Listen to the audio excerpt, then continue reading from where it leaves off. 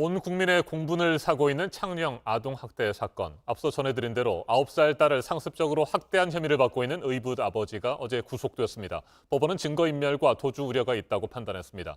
경찰은 의붓 아버지와 함께 딸을 학대한 친모에 대해서도 조만간 조사를 진행할 예정입니다. 백기종 전 수서경찰서 강력팀장 자리에 함께했습니다. 어서 오십시오. 네, 안녕하십니까. 네, 의붓 아버지 어제 법정에 들어가기 전에 네. 죽을 죄를 지었다 이렇게 얘기를 하면서 선처를 호소했는데 법정에서 통하지 않았습니다. 과연 본인이 죽을 죄를 지었다는 것을 알고는 있을까요? 뭐 사실 지금 인터뷰 기자한테 할 때 아직도 네. 내 딸을 나는 딸로 생각하고 사랑한다라고 네. 얘기를 했는데 굉장히 전략적으로 접근을 하고 네. 있는 겁니다. 이제 어떤 거냐면 지금 불가피하게 훈육 차원에서 체벌을 했다는 정도로 인식을 시키려는 그런 네. 작전이거든요. 사실 저는 악마 같은 행동이고 굉장히 가증스럽다. 왜 그러냐면 이 만 9세 된 이 아이가 가장 상징적인 게 뭐냐면요. 욕조에 머리를 담그고 고문행위를 했다고 하는 부분인데 9세 된 아이가 경험칙에서 우러나지 않은 진술을 할 수가 없습니다. 본인이 그런 경험을 당했기 때문에 아하. 그런 진술을 하는 거거든요. 근데 이런 부분들 사실 조사 때도 보면은 지난번 1차 조사 때는 굉장히 부인을 하다가 13일 2차 조사 때는 어느 정도 인정을 했는데 인정한 부분이 경찰을 상대로 취재를 해보면 아주 가벼운 훈육이나 체벌 정도만 했다라는 것이고 목에 쇠사슬을 감았다. 아니면은 프라이팬으로 신체 일부를 뜨거운 프라이팬으로 신체 일부를 지지는 행위. 그다음에 알루미늄 빨래 건조대로 네. 폭력을 행사하는 행위. 이런 부분들은 모두 부인하는 행태. 이런 부분들이 굉장히 치밀한 전략적 접근에 이어서 이런 부분이 가증스럽다는 저는 말을 할 수밖에 없습니다. 네, 너무나도 잔혹했어요. 사람이 과연 그럴 수 있을까 이런 생각들을 안 할 수가 없습니다.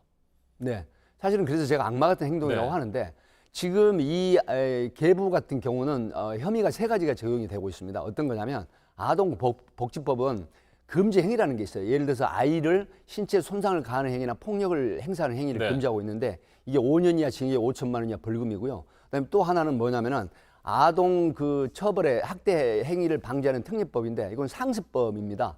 요게 이제 형의 2분의 1 가중 처벌을 하는 건데 하나 마지막으로 특수상해를 적용을 했거든요. 네. 이 부분은 뭐냐면 흉기를 휴대해서 상해를 가하는 행위, 요게 1년 이상 10년 이하 징역인데 이런 부분들이 아이의 모든 어떤 일기라든가 그다음에 진술이라든가 그다음에 진단이라든가 이런 부분들이 종합적으로 된다라고 하면 상당히 중형을 받을 가능성이 있다. 이렇게 분석을 하고 있습니다. 네, 친엄마도 아이를 학대한 것으로 전해지고 있습니다. 현재 병원에 입원해 있는데 조사는 불가피하잖아요. 그렇습니다. 지금 이 친모는 행정 입원하고 응급 입원이 있는데 네. 현재는 응급 입원된 상태입니다. 응급 입원은 전문의나 아니면 경찰이 어떤 행위에 있어서 학대 행위를 하거나 정신적인 문제가 있을 때 정밀 감정을 필요로 하면 이제 응급 입원을 시킵니다. 네. 긴급으로. 그리고 나서 2주 정도 행정 입원을 시키는데 행정 입원이라고 하는 부분은 특별자치 시장이나 시군구 도지사 이런 분들이 요청에 의해서 이제 입원을 해서 행정 입원을 해서 면밀한 조사를 검토를 합니다.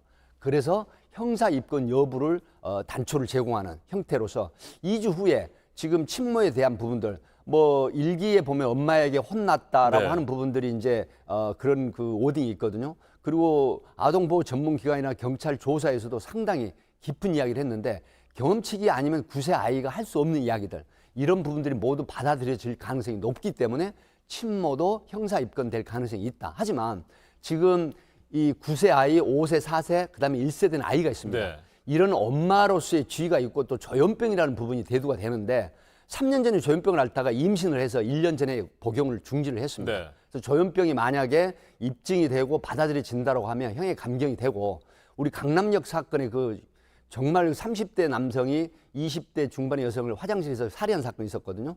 이것도 조현병이 받아들여져가지고 형이 약간 감경된 사례. 전례로 봐서는 조현병이 입증만 된다고 하면 친모는 형의 감경의 요소가 된다라는 분석이 있습니다. 그러니까 조현병이 심신미약 등의 그렇습니다. 상태라는 네. 증거가 될 수 있다 이렇게 볼 수 있는 건데 네.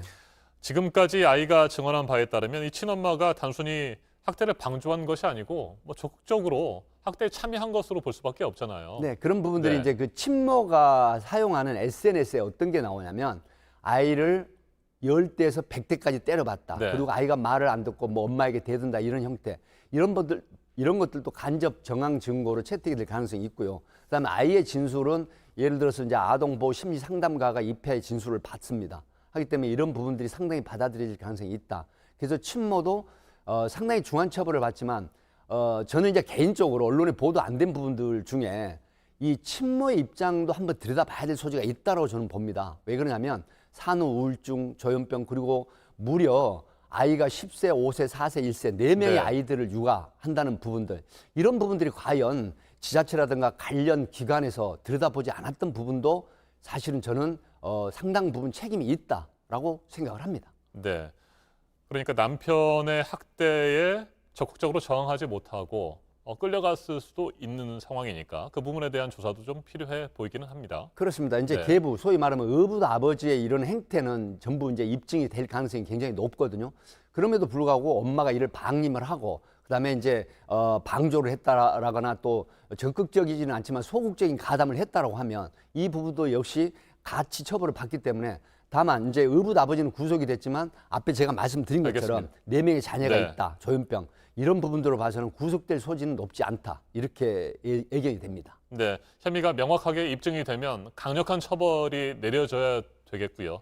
그런데 현재 무엇보다도 가장 걱정되는 것은 아이의 상태입니다. 그렇습니다. 아이의 보호를 위하고 또 심리적인 안정을 위한 다양한 지원들이 필요해 보이는데 네. 어떤 조치가 가능할까요? 그래서 사실은 지난 5월 29일 날 10m 높이의 4층 집이거든요. 네. 여기서 6m에서 7m 정도의 옆집 그 난간을 이용해서 탈출을 했단 말이죠. 그렇다라고 하면 현재 아이가 지금 상당히 심리적으로 안정은 되찾고 있다고 합니다. 네. 그리고 나머지 3명의 아이들도 지금 별도로 격리 조치가 되고 있는데 이 아이에 대해서는 심리 치료라든가 그다음에 이제 그 어떤 보호자 제도에 있어서 학교도 계속 등교를 해야 되고 그다음에 이제 친부나 친모 물론 친부는 구속이 돼서 상당 네. 기간 나올 수 없지만 또 친모하고의 어떤 접근성 그다음에 면담 이런 부분들도 심리 상담을 통해서 상당히 격리되고 그다음에 국가기관이나 지자체에서 보호 조치를 해줘야 될 그런 상황으로 놓여 있습니다. 네, 얼마 전에 9살 아이가 여행 가방에 갇힌 채 네.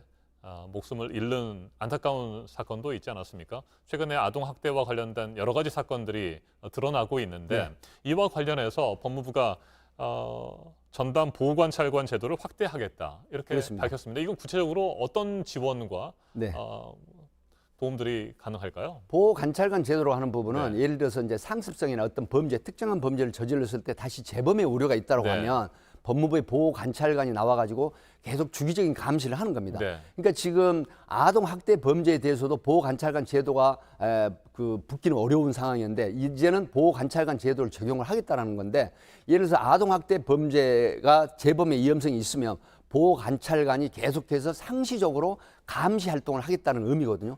그렇다고 해서 재범의 방지를 막겠다. 그리고 이제 사회적으로 경고를 울리는 건 뭐냐면 만약에 아동 학대 범죄가 처벌을 받고 나오더라도 사회에서 보호 관찰관 제도가 붙게 되면 사회 경고를 울리는 상황이 됩니다. 네. 그래서 재범의 방지라든가 사회 경고를 울리는 그런 예방 범죄가 될 가능성이 높다라는 측면에서 긍정적으로 생각을 합니다. 알겠습니다. 오늘 여기까지 듣겠습니다. 백기종 전 수서경찰서 강력팀장이었습니다. 말씀 잘 네, 들었습니다. 감사합니다.